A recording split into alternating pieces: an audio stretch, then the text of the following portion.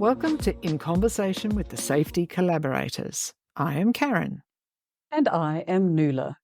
Whether you're a safety professional, a leader, or an individual committed to making a difference, We invite you to join the discussion on creating a culture of safety and care, enabling your team and leaders to design a safer and more productive and collaborative world. in this episode, we're going to explore the concept behind our very exciting pick and mix workshops and have a discussion around why did we even think of this concept or idea, why we designed them, how they help empower organizations to create a resilient safety culture whilst upskilling and giving back to their people in the organization. We're also going to dive into the role of collaboration in ensuring that these workshops are not just effective, but that they're also engaging, that they're relevant to the specific needs of your team, and that in the process of doing these, you are growing and cultivating a more cohesive team, as well as building on that culture of safety. What are pick and mix workshops? The idea of the pick and mix workshops are there to allow organisations to select a range of topics that are relevant to their needs. So a little bit like picking your favourite sweets. So if you're in the UK, this is quite a common term. When you go into a lolly store or a sweetie shop, in Australia we call them lollies, over here they call them sweets, they have a pick and mix section. And you can go there with a sweetie shovel and a bag and pour in the different sweets that you want so that you have the flavours that appeal to you and to your needs on that day. So that's kind of the concept. The idea is that they're flexible, they're customizable.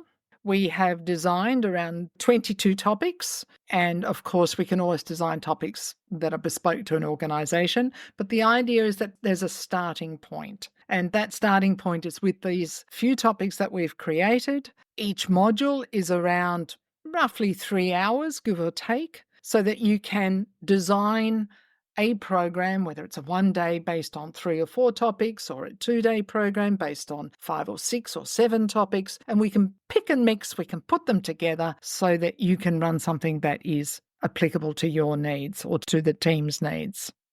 We have a matrix for this as well, so you can always download that matrix when you get to it. We're starting from foundational topics through to intermediate through to advanced. And the idea behind that is to help you pick where you want your people to be. Who's it for? The topics actually work for most workforce. So really from boots on the ground through to frontline middle management is the ideal sort of target audience around that. So yeah, that's the concept of them. And I love that because so often teams don't even know where to start. They go, we know we're No. having maybe communication issues, or people aren't speaking the same language when we're talking about the language of risk. Or what is the language of risk? We don't even know where to start. And we've got a mix of really experienced people, and we've got absolutely green hats coming in who look at you like you're mad because you're expecting them to wear all of this PPE. So, where does the conversation start? Initially, I said to Karen, "Oh, do you think 22 is going to be too many?" Because it's like going into a restaurant where the menu's just too big and you actually don't know what to choose. So that's why we stopped there. I'll have a number Because you can 5 have your and a number starters, you can have 10. your main. Yeah, We there can we go. you can have a number 5. You can have a number 10 and a 32, please. And trust me, it'll be a tasty mix at the end of it. Exactly. And it really is around, like you said, around how do you get the conversation started? The matrix is a wonderful one because you can sit with your teams and you can say, okay, well, we're having a bit of a problem with getting people back to basics. Oh my gosh, guess what? There's a module for that. Or I don't think people understand the nuances behind who we are as human beings can actually lead to us getting hurt. Guess what? There's a module for that too. Or our supervisors aren't really being that visible. You know, we talk about visible felt leadership and we talk about all this lovely stuff, but they're not walking the talk. Guess what? There's a module for that too. And that whole concept, I love it. I remember as a kid going in and my brother and sister and I would walk out with my little mix of the stuff that I was so excited about. And I'd look at theirs and I'd go, oh, no, I don't like that. And I was delighted that I had my choice. I had what was having a positive impact on my day. We really want this to be able to have a positive impact on your teams, on your people, and to help you balance that between productivity but having a safe organization at the same time. I think the other thing that these modules lend themselves to is they can be delivered in multiple ways. So we can do them as instructor-led virtual programs. We can do them on site if need be. We can break them down. You might decide that you want to run them over a period of 10 weeks and have one a week for a group of people. So that would be done remotely, right? So that's the other add to the flexibility and adapting to your environment. So the other idea behind them is that they are operationally sensitive. Because you can't always send your whole crew off for 3 days to a hotel somewhere, which is lovely, but it's not always practical. So the idea is that these become a little more practical as well. And as you said, adaptable and collaborative, because the more conversations we have with clients and the more we understand the needs and how, especially even since that pandemic that shall not be mentioned, has changed the way of doing things and being able to, in some organizations, hybrid work has become a norm.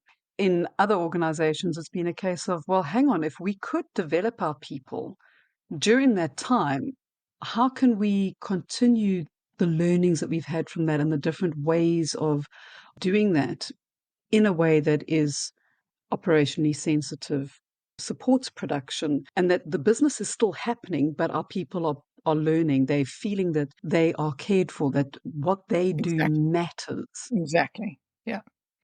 I would suggest it's a cost-effective way of helping people to feel cared for. Yeah, Yeah. it is.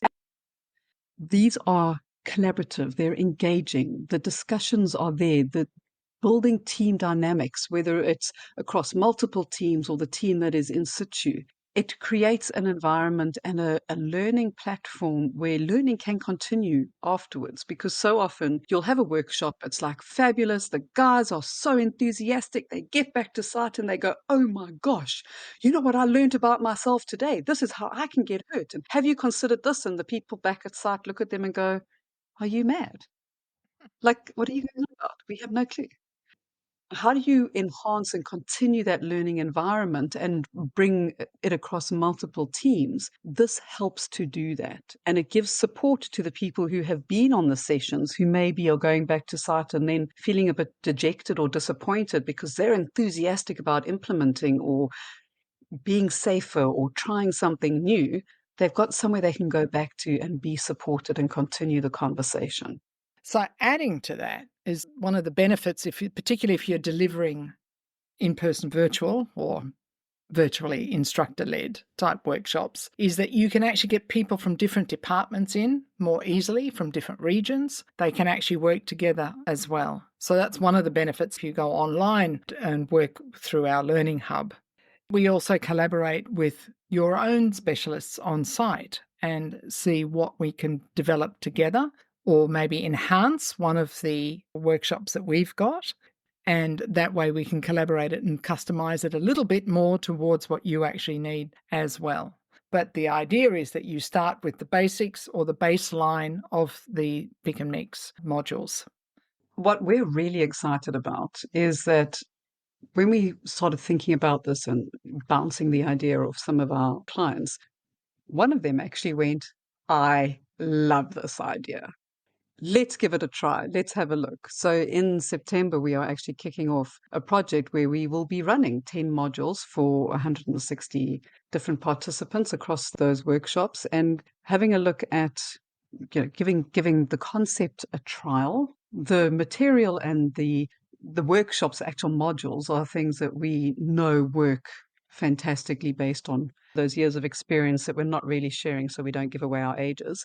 But the material is something that has added value to many groups and workshops and clients over the years in enhancing their safety culture as well as developing and upskilling their people. So watch this space because I'm sure we will be doing a case study on the initial 10 modules that we will be running and how that works and the value add that we know that these will bring.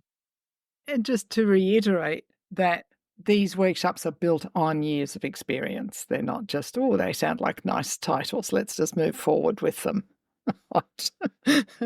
They come from a lot of experience.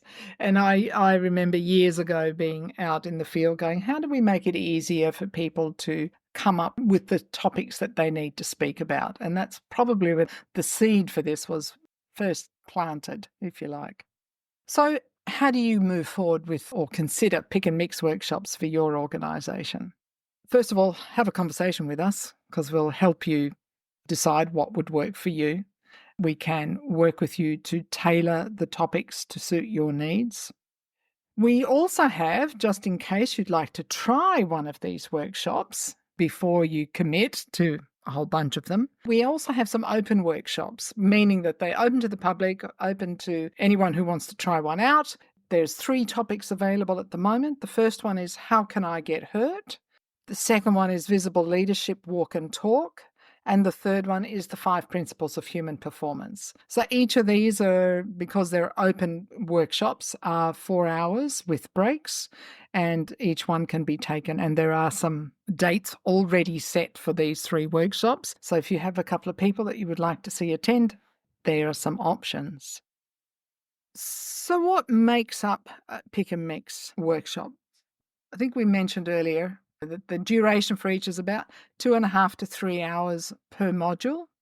They can be facilitated virtually or in person, but first case is probably virtually, which makes them really cost effective. And you get access to our learning hub, which is a bit of a bonus. So every participant who attends one of these workshops will actually have access to the learning hub for a month after the workshop is completed. That way there is some sustained engagement. We will still be involved. We will communicate with those people on what we call asynchronously, meaning that it's not face to face, but we can type and chat to each other through that learning hub.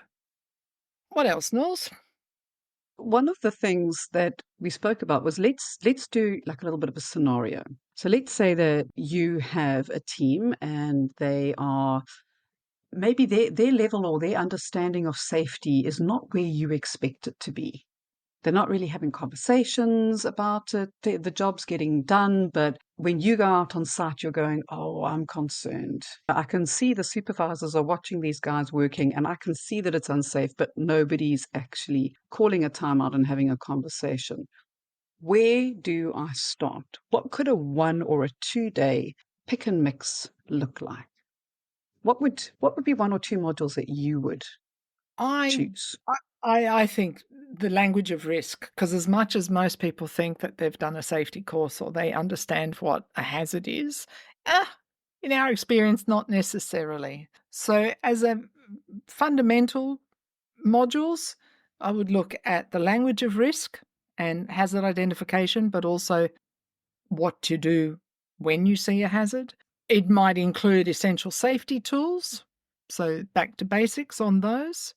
What causes people to be unsafe might be another one. So that might be day 1, or it might be more about how do we help people have better observations and interventions, in which case you might add in better communication, 101. Better conversations, I should say, for safety, 101, which is a really lovely module and that makes it easy for people to recognise where they're at before they even start a conversation.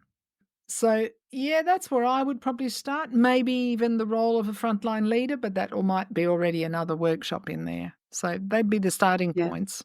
Yeah, yeah. And again, depending on whether you're looking at the guys with the boots on the ground or Mm, just across the team as a foundational level, or mhm. moving into more of your frontline supervisory role and building on that. We encourage you to consider that scenario. We're not going to throw too many more at you because we'd No. really love you to go and have a look at what are those, what's that pick and mix menu that might actually inspire and support your teams and your organization. And everything is available on our website. We will be putting the links into it. If you go into safetycollaborations.com in the menu, you will see our training and workshops drop down. Everything is in there, including some fabulous FAQs, which will go into a little bit more detail. And I know that this podcast has been a little bit more salesy, but it's because we are just so excited about the value that we know that these workshops can bring to your teams and your organizations to build your safety culture. Happy learning. Thank you for joining us today. It is always lovely to have conversations that matter. To learn more about creating a culture of safety and care, please visit our website, safetycollaborations.com, to access our show notes, resources, and guides. Leave us a message via the Message Us section on the show notes page, and we'll get back to you. You can also join our community on social media by following us on our LinkedIn pages, Safety Collaborations, Karen Avari, and Nuala Gage, and on our new Safety Collaborations social channels, YouTube, Facebook, and Instagram. Our handle, Safety Collaborations, is much the same. Sharing is caring. Follow us on your favourite podcast platform. Leave us a 5-star review would be awesome. Doing these things helps us to grow and share our collective conversations. Till next time, Stay safe and stay well.